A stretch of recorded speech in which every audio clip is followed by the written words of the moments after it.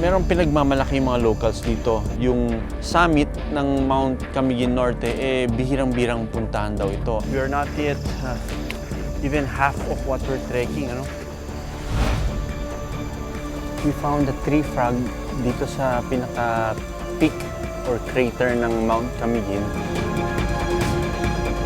Kung papansinin natin ang katawan nito, ay yung mga kaliskis nila ay may mga maliliit na spikes.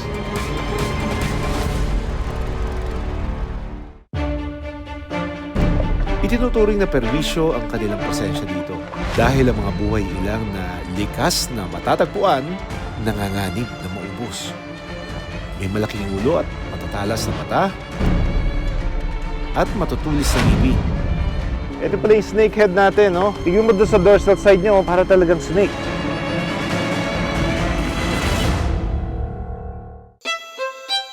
Tila tahimik at payapa ang kagubatan. Ito raw ang tamang lugar kung gustong mag-nature trip. Pero hindi ito simpleng pamamasyal, kundi pagtukla sa mundo ng maliliit at kahangahangang mga nilalang.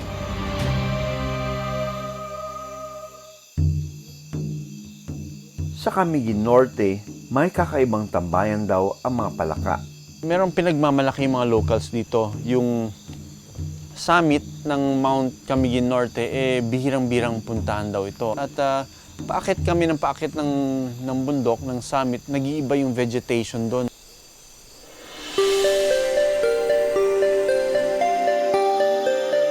We are not yet even half of what we're trekking, ano? Mukhang gagabihin na tayo dito. Pinuntahan namin ang malamig at mahamog na tuktok ng bundok kung saan madalas naninirahan ang mga palaka.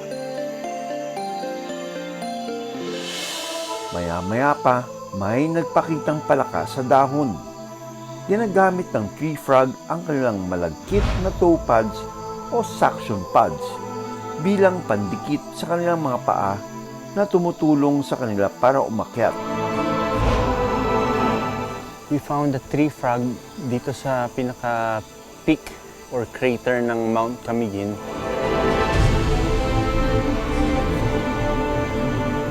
Ang tatalon, yan ang characteristics ng mga tree frogs, you know, their ability to twist their neck. Parang akala mo taong tinitignan yung kung saan siya tatalon, ano? Yung mga ordinaryong palaka, hindi nila kayang kumapit dito. Kita mo, ang dulas-dulas nito.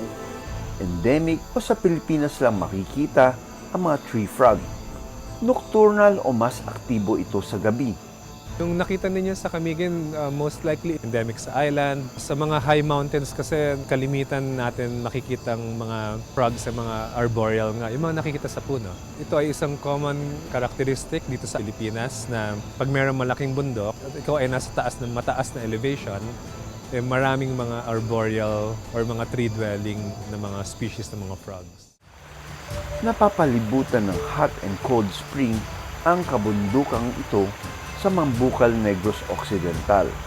Pero ang aming pakay, nakita ang isa pang natatanging palaka.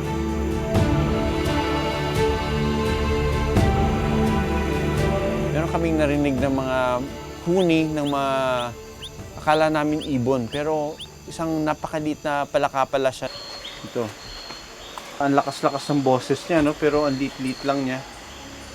So ito ang abangan nating sumipol. It's under that leaf lang, oh. Isang whistling ground wrinkled frog na endemic sa Pilipinas ang aming nakita. May kakayahang itong gumawa ng malakas na huni na parang ibon. Isang napakaliit na palaka pala siya na lumulobo-lobo yung leeg niya dahil doon siya kumukuha ng hangin to produce that sound. Mabuti na lang at marami pa ang populasyon o ituturing na least concern ang mga whistling ground wrinkled frog. It's a form of advertisement call. Maaring itong male na ito, mga males lang kasi yung merong calls. Ito ay isang courtship signal ng mga lalaki to attract mga potential na mga female na mga mates. Mahalagang protektahan ang mga endemic ng palaka gaya ng mga tree frog at whistling ground wrinkled frog. Pag may nakikita ka pang mga frogs dyan, ang ibig sabihin, maganda pa yung environment. Wala pang mga pollutants kasi yung balat ng palaka, it absorbs any types of toxins. May mga mercury ba dyan, mga heavy metals, yung mga fertilizer. Once makontaminate yung area, sila yung unang-unang mamatay. Sa Kalawan, Laguna, malayang palakad-lakad ang isang insekto. Hanggang sa napadpad ito sa harapan ng isang spiny waterside skink. Usually, pag meron kaming inoobserbahan ng mga behavior, inaasahan namin na may mangyayari, no? Tulad ng yung actual na pagkain. Pero itong naobserbahan naming skink, may dumaan sa kanyang insekto, tapos hindi niya ginalaw ito, hindi niya kinain. And inoobserbahan niya lang yung insekto na palakad-lakad sa paligid niya. Makikita mo yung mata niya, no? Parang kakainin ko ba ito or pababayaan ko ito? Ang itsura nito nahawig sa mga batang buhaya. Kaya tinatawag din itong Philippine crocodile skink. Kung papansinin natin ang katawan nito, ay yung mga kaliskis nila ay may mga maliliit na spikes. And pag tinignan mo yung scales nito, medyo serrated. Matigas at matulis ang balat ng spiny waterside skink na ginagamit niya laban sa kalaban. May kakayahan din itong magpanggap na patay para linlangin ang mga predator. Mossy, mabato, madulas at malapit sa ilog. Ito yung mga conducive na habitat para sa kanilang survival. Kaya rin nitong humaba ng 11 sentimetro. Dahil cold-blooded animal ang mga spiny waterside skink, wala silang kakayahan na kontrolin ang temperatura ng kanilang katawan. Kaya paborito nitong magbilad sa araw o basking para makapagpainit ng katawan. Itinuturing na least concern ang spiny waterside skink ayon sa tala ng International Union for Conservation of Nature o IUCN. Endemic o sa Pilipinas lang makikita ang mga skink na ito. Kapag threatened, hindi sila gumagalaw for a few minutes, ano? And then after that, bumabalik sila sa kanilang normal state. Tahimik ang mga spiny waterside skink. Iba naman ang common sun skink na isang uri ng butiki na naninirahan sa Southeast Asia. Nakita namin ang common sun skink o bubuli na paikot-ikot at naghahanap ng pagkain.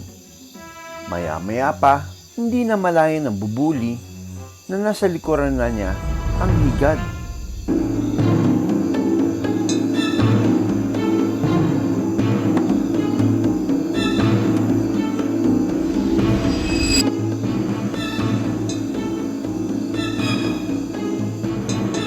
Hanggang sa hindi niya namalayan na nasa likuran niya na pala ito at gumagapang sa kanyang katawan. Mukhang nabigla yung bubuli, kaya hindi niya na namalayan kung saan napunta yung higad.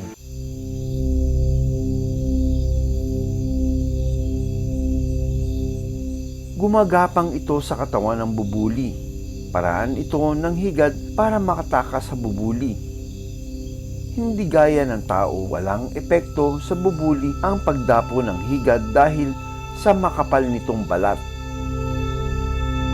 In order for them to get their prey, umaasa sila sa kanilang bilis. Ginagamit din nila ito para makatakas sa kanilang predator. Ang mga bubuli kayang lumaki ng 35 cm o singhaba ng barbecue stick. Pero ang kanilang mga buntot ay mas mahaba ng bahagya sa kanilang ulo at katawan. The reptile kingdom includes lizards, skinks, and agamids. Pero ang kalimitang naiisip natin ay yung mga malalaki, yung crocodiles, yung mga bayawak. Pero meron din itong mga maliliit na scaly species, yung mukhang maliliit na dragons. Itong mga hayop na ito ay importante din, ano? Tulad ng mga malalaki nating mga reptiles. Dahil kahit maliliit sila, malaki din ang role nila sa balanse ng ecosystem. They eat insects, ano?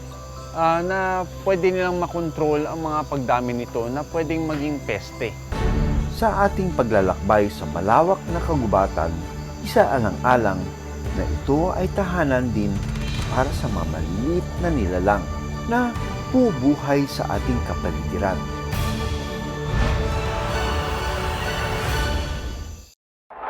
May mga dayo sa mga ilog at lawa. Itinuturing na perwisyo ang kanilang presensya dito. Dahil ang mga buhay ilang na likas na matatagpuan, nanganganib na maubos.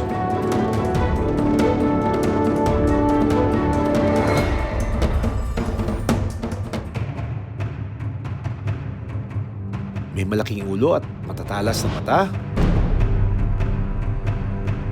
at matutulis na ngipin. Ilan ito sa panlabas na katangian ng snakehead fish o mas kilala sa tawag na toman sa Kalumpit, Bulacan. Ang grupo nila Irish, ito ang palaging hinuhuli sa ilog para kainin. Gano'ng kalaki yung mga nahuhuli yung alien fish dito? Meron po siyang 14, 12 kilos, 9 kilos, pababa. Dati po, ang mga snakehead na yan, kinakagat ngayon yung mga tunay na tilapia saka yung tunay na bulig. Native sa bansang Indonesia, Malaysia at Thailand, ang toman. Sa pamamagitan ng sport fishing, kaya umano ito nakarating sa Pilipinas. Sinamahan ko sina Irish na manghuli ng toman.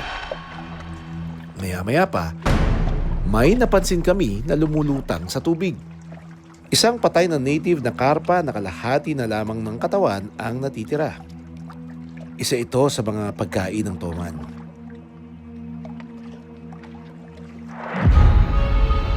Teritorial ang snakehead. Kakagatin nito ang kahit anong hayop na dumaan sa teritoryo niya.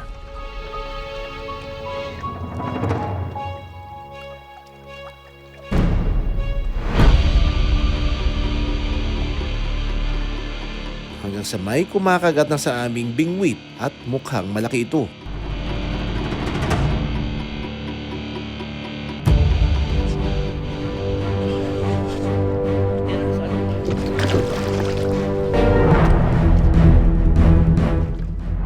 Nang iangat namin ang bingwit, kumpirmado. Toman nga.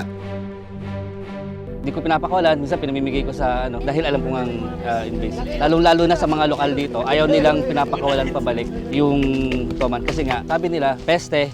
Carnivorous ang mga toman. Kinakain nila ang anumang hayop sa paligid, lalo na ang kapwa isda, maliit man o malaki. Dahil dito, nauubos sila ng native at endemic na isda, kaya itinuturing silang invasive species.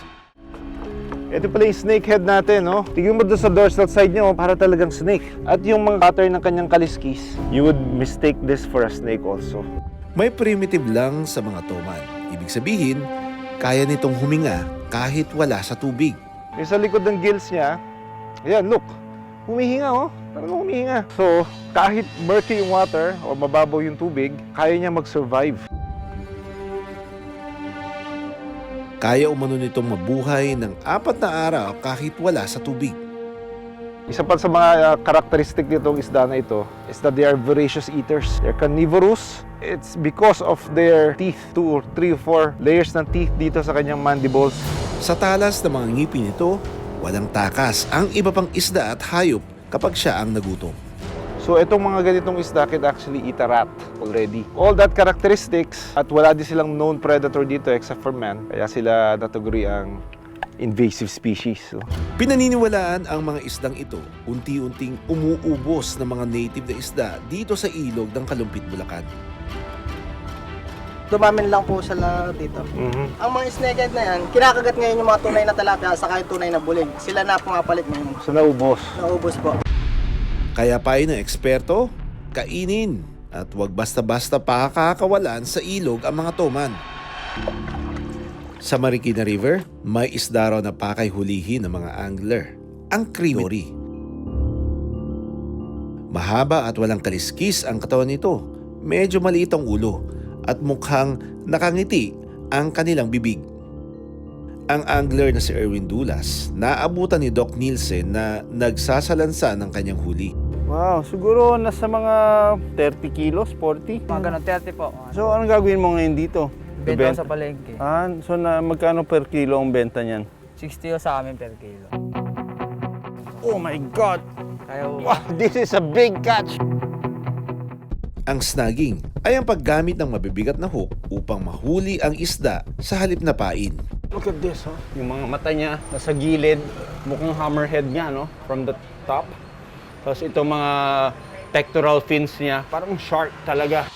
Native sa Vietnam ang mga cream dory pero pinaparami ito sa Thailand, Cambodia, Indonesia at Myanmar para ibenta. Sa Pilipinas, pinalalaki at pinaparami ang mga cream dory para ibenta.